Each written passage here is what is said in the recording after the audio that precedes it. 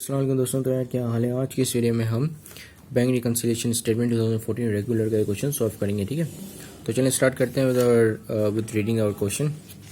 A comparison of cash book and bank statement of author and company या author and co revealed the following information. ठीक है, हमने जब एक comparison किया, कंपेरिजन यानी कि कंपेयर किया, ठीक है, कैश बुक को और एक बैंक स्टेटमेंट से, किसकी, ऑथर और कंपनी की, तो उसने कुछ हमें इन्फॉर्मेशन दी, रिवील्ड यानी कि दिखाना। ठीक है, तो हमें कुछ इन्फॉर्मेशन मिली और यहाँ पे जो कि इन्फॉर्मेशन ये लिखी हुई है। ठीक है, और रिक्वायरमेंट है कि रिक्वायरमेंट में लिखा हुआ है a schedule of added to and deducted from cash book. ठीक है, यानी कि जैसा हमने स्केड्यूल बनाना है जिसमें हमने चीज़ें दिखानी है कि क्या क्या चीज़ हमारे कैश बुक में ऐड होगी और क्या क्या चीज़ हमारे कैश बुक से निकलेगी। ठीक है, क्या चीज़ हमें इनफ्लो आया और मतलब कहाँ जो है हमें या कितने रुपए का हमारे पास आउटफ्लो हुआ। ठीक है, आउटफ्लो यानी कि हमारे कैश बुक से निकली पैसे और कितने अमाउंट का इनफ्लो हुआ यानी कि हमारे कैश बुक के अंदर गए पैसे। ठीक है,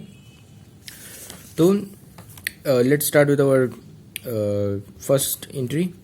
ठीक है, तो पहले लिखा हुआ है कि चेक डिपॉजिट हुआ कितने का, 16,000 का, but not shown in the bank statement. ठीक है, अब लिखा हुआ है कि बैंक स्टेटमेंट में चेक जो डिपॉजिट हुआ था वो शोड नहीं हुआ। ठीक है, तो उसका मतलब कि ये कैश बुक से रिलेट नहीं करता, ये किससे रिलेट कर रहा है, बैंक स्टेटमेंट से रिलेट कर रहा है, क्योंकि हमने यहाँ पे सिर्फ वो एंट्रीज देखनी है जो कि कैश बुक से रिलेट करनी है, यानी कि कैश बुक का इनफ्लो और आउटफ्लो देखना है, दैट्स इट। ठीक है, हमने बैंक स्टेटमेंट का इनफ्लो आउटफ्लो नहीं देखना। तो यहाँ पे बैंक स्टेटमेंट में बैंक स्टेटमेंट का इनफ्लो है क्योंकि यहाँ पर शो नहीं हुई बैंक स्टेटमेंट में। ठीक है, तो हम इसे इग्नोर कर देंगे इस एंट्री को। अब दूसरी एंट्री है cheque issued for ₹20,000 but not presented at the bank. Again cheque जो है वो शूट किया गया लेकिन बैंक स्टेटमेंट में प्रेजेंटेड नहीं है, तो इसका मतलब क्या है, ये बैंक स्टेटमेंट का मसला है, बैंक स्टेटमेंट के अंदर इनफ्लो होगा। ठीक है, कैश बुक से रिलेट नहीं कर रहा। ठीक है, तो हम इस एंट्री को भी इग्नोर कर देंगे। ठीक है, फिर आता है आपका direct deposit by customer ₹14,000 in bank. ठीक है, अब क्या हुआ कि कस्टमर ने डायरेक्ट डिपॉजिट किए। पहले यहाँ पे क्या था कि चेक इशूड हुआ था वो 20,000 का, यानी कि हमने यानी कि इस कंपनी ने, ऑथर और कॉरपोरेशन ने ये चेक इशू किया था और जो इशू किया था 20,000 का, लेकिन वो बैंक स्टेटमेंट से नहीं कटा, तो इसका मतलब कि बैंक स्टेटमेंट से काटना होगा। ठीक है, तो इससे पहले मैंने वो गलती से कह दिया था कि ये बैंक स्टेटमेंट इनफ्लो होगा, बल्कि ये आउटफ्लो है। ठीक है, क्योंकि ये हमने इशू किया है चेक, तो जाहिर सी बात है, हमने अगर किसी को चेक के थ्रू पेमेंट की है तो जब वो चेक बैंक में जाके सबमिट कराएगा तो उसका मतलब कि बैंक जो है उनको हमारे अकाउंट से पैसे निकाल के दे देगी। ठीक है, 20,000 के। अब यहाँ पे किसी बंदे ने यानी कि हमारे कस्टमर ने हमको डिपॉजिट किया है। ठीक है, हमने डिपॉजिट किया है किसकी, डायरेक्ट बैंक में डिपॉजिट कर दिया, तो उसका मतलब कि हमने हमारे पास ये इन्फॉर्मेशन होगी बैंक स्टेटमेंट में, लेकिन कैश बुक में ये ये इन्फॉर्मेशन नहीं होगी। ठीक है, क्योंकि उसने हमें कॉल नहीं किया, कॉल नहीं करके बताया है कि हमने मैं जो है डिपॉजिट कर रहा हूँ। ठीक है, तो जब हमने बैंक स्टेटमेंट देखी तो वहाँ पे हमारे कस्टमर ने डिपॉजिट किए हुए थे 14,000। ठीक है, जो कि हमने कैश बुक में रिकॉर्ड नहीं किए थे, तो इसका मतलब क्या, हमारे पास कितना है, क्या है, इनफ्लो आया है 14,000 का। ठीक है, अच्छा बाय द वे ये क्या होता है कि हम देख रहे होते हैं कि हमारी जो कैश बुक है वो बैंक स्टेटमेंट से मैच कर रही है या नहीं कर रही। ठीक है, और दूसरी चीज़ यहाँ पे ये होता है कि ये होती है कि जो बैंक का डेबिट होता है ना, वो हमारा क्रेडिट होता है, और जो हमारा क्रेडिट होता है वो बैंक का डेबिट होता है। अब ये क्यों होता है, ये इसलिए होता है क्योंकि बैंक के अंदर अगर आप डिपॉजिट कराओगे तो आपको बैंक जो है आपको मतलब आपके पैसे क्रेडिट करेगी। ठीक है, क्योंकि बैंक के लिए आपके पैसे लायबिलिटी है। ठीक है, उनके लिए आपके पैसे एसेट नहीं है, लेकिन आपके लिए आपके पैसे एसेट हैं। ठीक है, आपका जैसे फॉर एग्जांपल अगर आप बैंक के पास गए और बैंक में आपने कैश डिपॉजिट कराया 10,000 का, तो 10,000 जो है बैंक क्या करेगी, जर्नल एंट्री बनाएगी और जर्नल एंट्री में आपको जो डिपॉजिट है उसको 10,000 को क्रेडिट कर देगी, जब ना कि डेबिट करेगी। ठीक है, क्योंकि बैंक के लिए वो उधार का पैसा है। ठीक है, बैंक को वापस करना है पैसा जो आप बैंक के अंदर डिपॉजिट कराओगे। ठीक है, तो जिसकी वजह से बैंक का जो क्रेडिट होता है वो आपका डेबिट होता है और आपका जो डेबिट होता है बैंक का क्रेडिट होता है। ठीक है, अब ये इन्होंने आपके कस्टमर ने आपको बगैर बताया जो एक आपकी बैंक के अंदर डिपॉजिट करा दी, और जब आपने बैंक स्टेटमेंट देखी तो आपको पता चला कि आपके कस्टमर ने 14,000 की डिपॉजिट कराई है, जो कि कैश बुक में नहीं लिखी हुई। ठीक है, तो अब हम इसको कैश बुक में रिकॉर्ड करेंगे। ठीक है, तो यहाँ पे हम लिख लेंगे डायरेक्ट डिपॉजिट इन बैंक, या सिंपली लिख देते हैं डायरेक्ट डिपॉजिट। ठीक है, सो आ गया यहाँ पे डायरेक्ट डिपॉजिट। ठीक है, कितने का, 14,000 का। ठीक है, डिपॉजिट हुआ यानी क्या, पैसा हमारे पास इनफ्लो आया है, तो जिसके वजह से हमने इसको एड इन में लिख लिया, एड इन कैश बुक। ये कैश बुक के अंदर हमें बताया कि कैश आया है, ठीक है।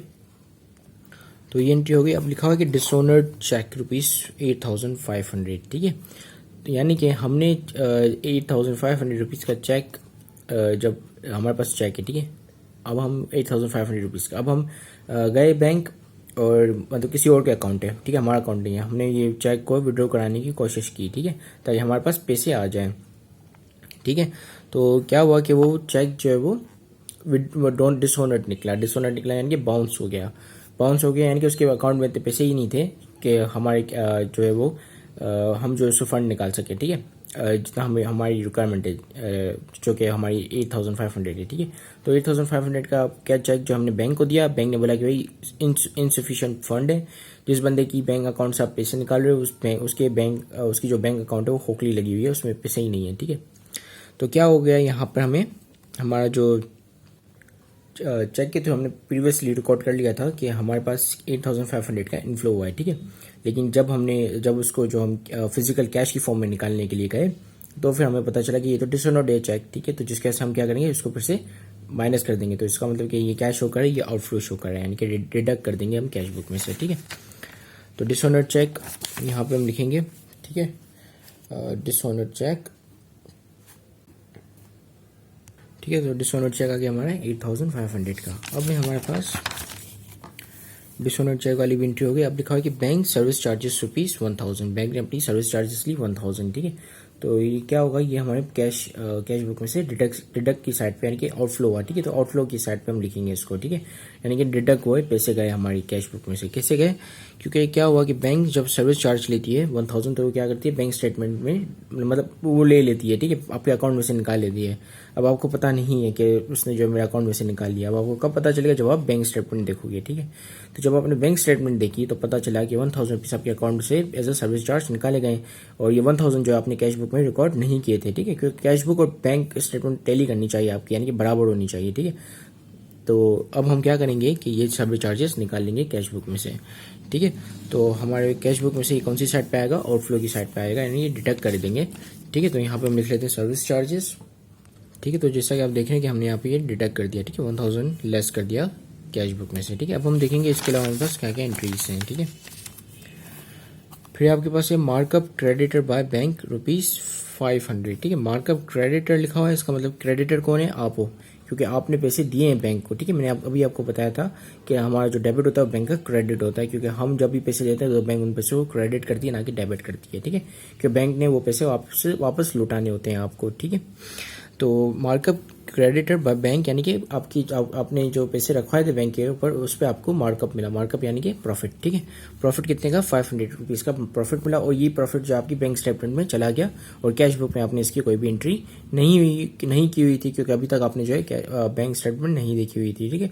बैंक स्टेटमेंट क्या होता है कि महीने के एंड में वो बैंक्स प्रोवाइड करती हैं कंपनीज को, ठीक है। तो जो बीच की जो इन्फॉर्मेशन है, या जो ऐसी इन्फॉर्मेशन है जो मतलब बैंक ने मतलब जैसे सर्विस काट दिया बैंक ने, ठीक है, सर्विस चार्ज वगैरह काट दिया या प्रॉफिट वगैरह दे दिया, तो ये कैश बुक में ये उस वक्त तो उस बंदे मतलब कंपनी के अकाउंटेंट्स को तो पता नहीं होगा ना ये बात, ठीक है। तो कब पता चलेगा, जब उनके पास बैंक स्टेटमेंट आएगी, ठीक है।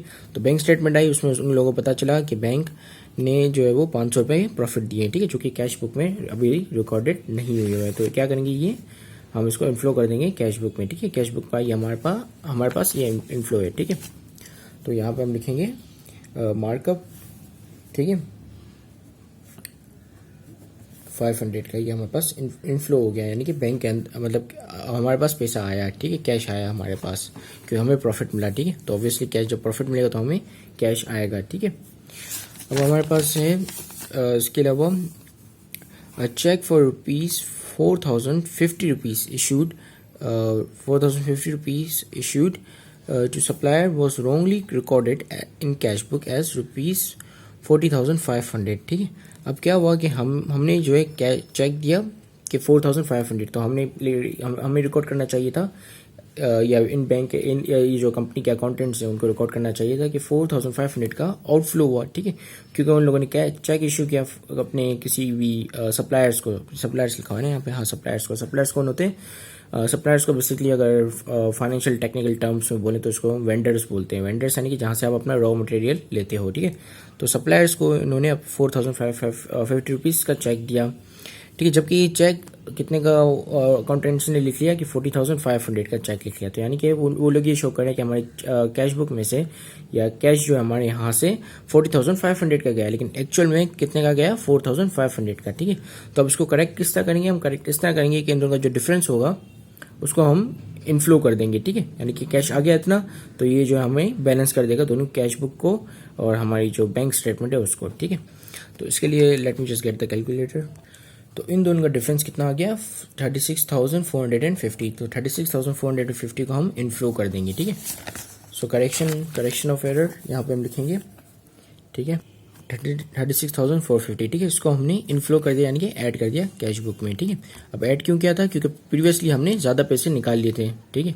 हमने निकाले थे 4,050 रुपीज़, हमने निकाल दी 40,500 रुपीज़, ठीक है।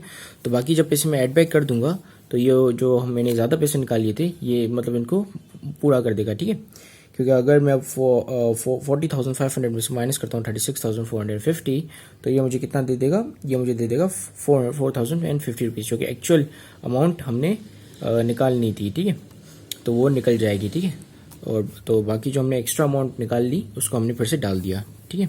तो एक्स्ट्रा अमाउंट कितनी निकाली थी हमने, 36,450, तो 36,450 को फिर से डाल दिया, तो वो जो एक्स्ट्रा अमाउंट हमने निकाल ली थी वो अब पूरी हो गई, ठीक है। तो अब ये वाली एंट्री हमारी बन गई। अब हम देखते हैं कि आखिरी में हमारे पास कौन सी एंट्री बचती है। तो आखिरी आपके पास cheque for ₹25,700 was deposit to bank, ठीक है। हमने एक चेक डिपॉजिट किया था बैंक में, कितने का, 27,500 का, ठीक है। In the company record as ₹27,500, ठीक है। अब कंपनी बता रही है कि और हाँ बेसिकली हमने चेक डिपॉजिट नहीं किया है, ये चेक लिखा हुआ है चेक डिपॉजिट, ठीक है। चेक यानी कि हमें चेक मिला है, ठीक है, हमारे बैंक के अंदर चेक डिपॉजिट हुआ है, कितने का, 25,700 का, और ये डिपॉजिट कंपनी ने लिख लिया था 27,500 का, ठीक है। बल्कि वो डिपॉजिट कितने का हुआ, 25,700 का, कंपनी ने लिख लिया 27,500 का, ठीक है। तो यानी कि हम यहाँ पर कंपनी ये शो करी कि उसके पास ज़्यादा पैसे आ गए, ठीक है, जबकि पैसे हकीकतन में 25,700 आए, ठीक है। अगर अभी भी नहीं समझ में आया तो let me just over simplified it, ठीक है।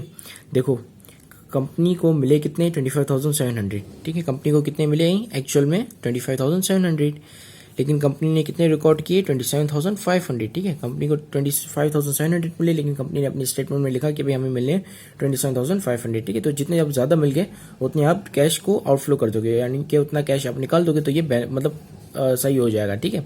ये मतलब करेक्शन हो जाएगी इस एरर की, ठीक है। तो अब हम क्या करेंगे कि 27,500 में से माइनस कर देंगे, 27,500 में से माइनस कर देंगे 25,700, ठीक है। तो कितना आ गए, 1,800, यानी 1,800 कंपनी ने ज़्यादा लिख लिए थे कि हमें ये 1,800 जो है ज़्यादा पैसे आ गए हैं, ठीक है। जबकि कंपनी के पास जो है 25,700 आए थे और उन्होंने 1,800 से उनको बढ़ा लिया, तो अब हम इसका एरर मतलब इस एरर को किस तरह सही करेंगे, हम मिटा कर तो सही नहीं कर सकते ना। तो हम क्या करेंगे कि हम जो हमारी जो कैश बुक है उसमें ये लेस कर देंगे, ठीक है। तो ये इसको बैलेंस कर देगा, ठीक है। तो अगेन हम जो यहाँ पे करेक्शन ऑफ एरर लिखेंगे, ठीक है, और 1,800 यहाँ पे लेस की साइड पे लिख लेंगे, ठीक है। तो ये बैलेंस हो जाएगा। तो इसी के साथ ही this is it, thank you very much for watching this video, have a great day and अल्लाह हाफिज़।